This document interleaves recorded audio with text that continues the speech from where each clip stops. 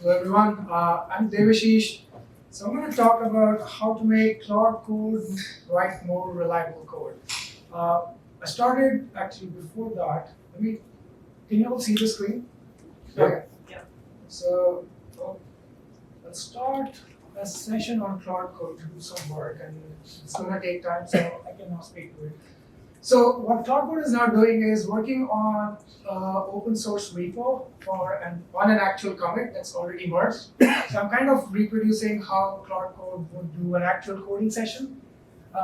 And this open source repo is open code. So the commit is already, here's the commit that you can look at. This is the commit I'm deploying. It's a D116C22.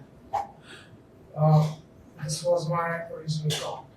So while Claude Code does this, I'm going to talk about what I built. So what happened last 6 months was I was tired of having Claude Code tell me I'm absolutely right. And I set out on a mission to have it tell me I'm absolutely wrong. First, I went on a different path that led to a lot of prompt engineering.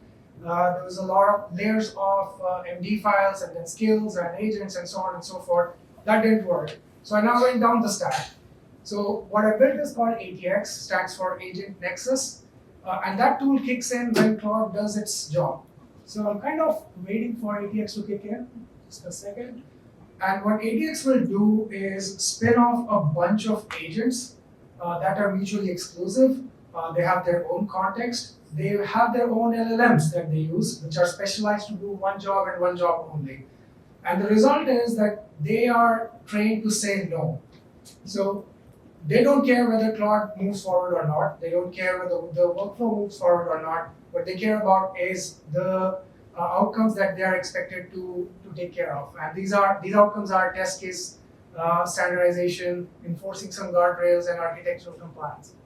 So Claude Code now finished its work, but you can see something that says ATX code analysis is now running. This is a Claude hook that gets triggered when Claude says I'm done. And let's see what's happening in that analysis. There's a dashboard that spins up, which, yes. Can you all see this? Okay. So every hook triggers a session in ATX, and you can see what's happening in the session right here. So the user is on the extreme left, which is Claude Code. It triggered off a nexus of agents that are now talking to each other. This is getting live updated, so I can refresh this, and the arrows will start getting updated as the agents are talking to each other.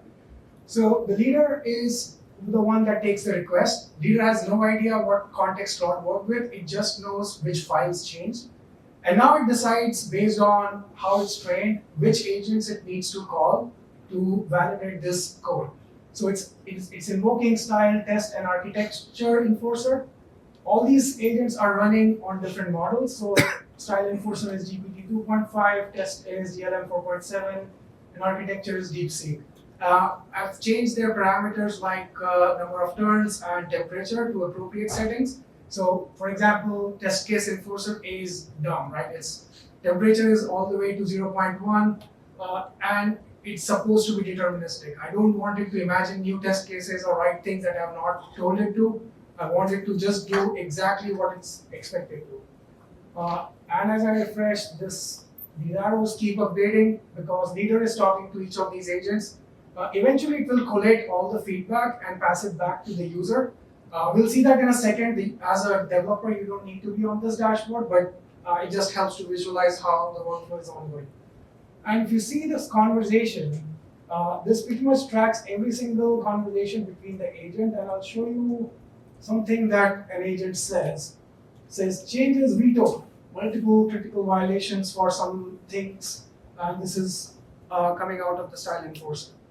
So this is a pretty clear no on the changes that the user requested to be reviewed. And let's refresh, hopefully this is done. Yeah, so this got done. All three agents completed their work. The output will pipe back to this ATX, and this is weird. Having a hard time scrolling, so give me a second. So anyway, so it says, yeah, ATX analysis is complete and the decision is rejected. Finally, I get a big no from all the agents, and I know exactly which changes were rejected. So it talks in depth about what's missing and whatnot. This table, yes. So there's a summary about why ATX rejected these changes. The user can decide to either address these manually, or there's an automated revert that I have asked Claude to do. So Claude has actually reverted all the changes because none of them were compliant with the agents that ATX was running. So at the end of this, what I get is for git diff no code changes, because whatever Claude did was completely reverted back. It told me it doesn't work anymore. So as an engineer, I now need to go and fix this, make my code compliant to these agents before I can send a PR. The result is you get higher quality commits at the source. It reduces the burden on senior engineers when they're reviewing the code, and eventually, kind of as you build more smarter agents, tech debt eventually goes down instead of like Claude adding more and more tech debt as it's assuming a lot of things. That's it. Thanks.